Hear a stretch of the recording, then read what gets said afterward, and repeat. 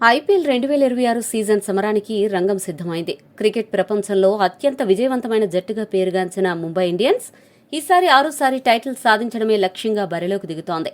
గత కొన్ని సీజన్లలో ఎదురైన ఒడిదుడుకులను పక్కన పెట్టి ఈ ఏడాది ఒక పక్క వ్యూహంతో జట్టును నిర్మించుకుంది. ఈ విశ్లేషణలో ముంబై జట్టు యొక్క అస్సలు బలాలు ఏంటి, ఎక్కడ బలహీనతలున్నాయి, అలాగే ఈసారి మైదానంలో దిగబోయే ఆ పవర్ఫుల్ ప్లేయింగ్ 11 ఎలా ఉండబోతోందో క్లియర్గా తెలుసుకుందాం. ముంబై ఇండియన్స్ జట్టు యొక్క ప్రధాన బలం వారి కోర్ గ్రూప్. రోహిత్ శర్మ, సూర్యకుమార్ యాదవ్, హార్దిక్ పాండ్యా మరియు జస్ప్రీత్ బుమ్రా వంటి ప్రపంచ స్థాయి ఆటగాళ్లు ఒకే జట్టులో ఉండడం ఏ టీంకైనా అసూయ కలిగించే విషయం. ముంబై యాజమాన్యం తమ పాత మిత్రుడు ట్రెంట్ బౌల్ట్ను మళ్లీ జట్టులోకి తెచ్చుకోవడం ద్వారా పవర్ ప్లే బౌలింగ్ను మరింత పటిష్టం చేసింది. అలాగే దీపక్ చాహర్, శార్దుల్ ఠాకూర్ వంటి భారతీయ అనుభవజ్ఞులైన బౌలర్ల రాకతో బౌలింగ్ విభాగం చాలా లోతుగా కనిపిస్తోంది. ముఖ్యంగా రోహిత్ శర్మ మళ్లీ తన పాత ఫామ్లోకి రావడం, సూర్యకుమార్ యాదవ్ 360 డిగ్రీల బ్యాటింగ్ ముంబైకి కొండంత అండగా మారాయి. దీనికి తోడు సూపర్ ఫామ్లో ఉన్న యువ ఆటగాడు తిలక్ వర్మ, మంచి ఫామ్లో ఉన్న ర్యాన్ రికెల్టన్, డీకాక్ వంటి ఆటగాళ్లు కూడా జట్టులో చేరడంతో ముంబై బ్యాటింగ్ బెంచ్ స్ట్రెంగ్త్ మరింత బలంగా ఉంది. ఇక్కడ గమనించాల్సిన విషయం ఏంటంటే శాంట్నర్, దీపక్ చాహర్, శార్దుల్ ఠాకూర్ వంటి బౌలింగ్ ఆల్రౌండర్లు జట్టులో ఉండడంతో ముంబై బ్యాటింగ్ లైనప్లో 11వ ఆటగాడు వరకు బ్యాటింగ్ చేస్తారా అనే అనుమానం ప్రత్యర్థులకు కలుగుతోంది. ఇక విల్ జాక్స్ లాంటి స్పిన్ ఆల్రౌండ్ హిట్టర్ జట్టులో ఉండడం మిడిల్ ఆర్డర్కు కొండంత బలం. అయితే ఎన్ని బలాలు ఉన్నప్పటికీ ముంబై జట్టులో కొన్ని బలహీనతలు కూడా కనిపిస్తున్నాయి. స్పిన్ విభాగంలో మిచెల్ శాంట్నర్ మినహా అంతర్జాతీయ స్థాయిలో భారీ అనుభవం ఉన్న స్పిన్నర్లు లేకపోవడం, కేవలం మయాంక్ మార్కండేపైనే భారం పడ్డం మైనస్ పాయింట్గా చెప్పొచ్చు.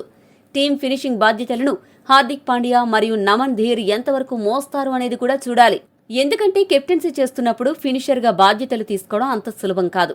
ఇక ఈ ఏడాది ముంబై ప్రయాణంలో రోహిత్ శర్మ మరియు జస్ప్రీత్ బుమ్రా అత్యంత కీలక పాత్ర పోషించనున్నారు. రోహిత్ అందించే మెరుపు ఆరంభాలు, బుమ్రా వేసే డెత్ ఓవర్లు మ్యాచ్ ఫలితాలను శాసిస్తాయి.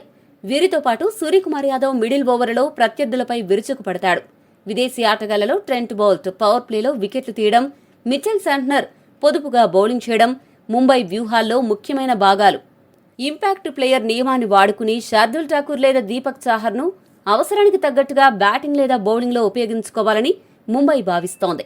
ఈ పరిస్థితుల్లో ముంబై ఇండియన్స్ బరిలోకి దింపబోయే అత్యంత బలమైన తుది జట్టు విషయానికొస్తే ఓపెనర్లుగా రోహిత్ శర్మ మరియు క్వింటన్ డీకాక్ బరిలోకి దిగుతారు. 3వ స్థానంలో టీ20 స్పెషలిస్ట్ సూర్యకుమార్ యాదవ్ వస్తాడు.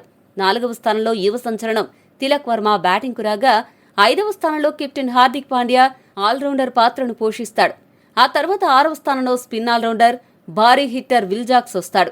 7వ స్థానంలో power hitter, allrounder Naman Dhir వస్తాడు.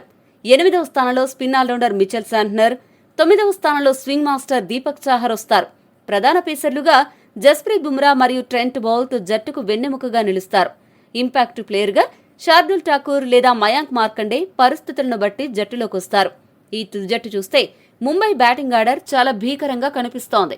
బౌలింగ్ విభాగం, ఆల్రౌండర్ల విభాగంలో వరల్డ్ క్లాస్ ప్లేయర్లున్నారు. పక్కా ప్లాన్తో దిగబోతున్న ముంబై సునామీని ఈ ఐపీఎల్లో ఏ జట్టు అడ్డుకుంటుంది అనే విషయం ఆసక్తిగా మారింది.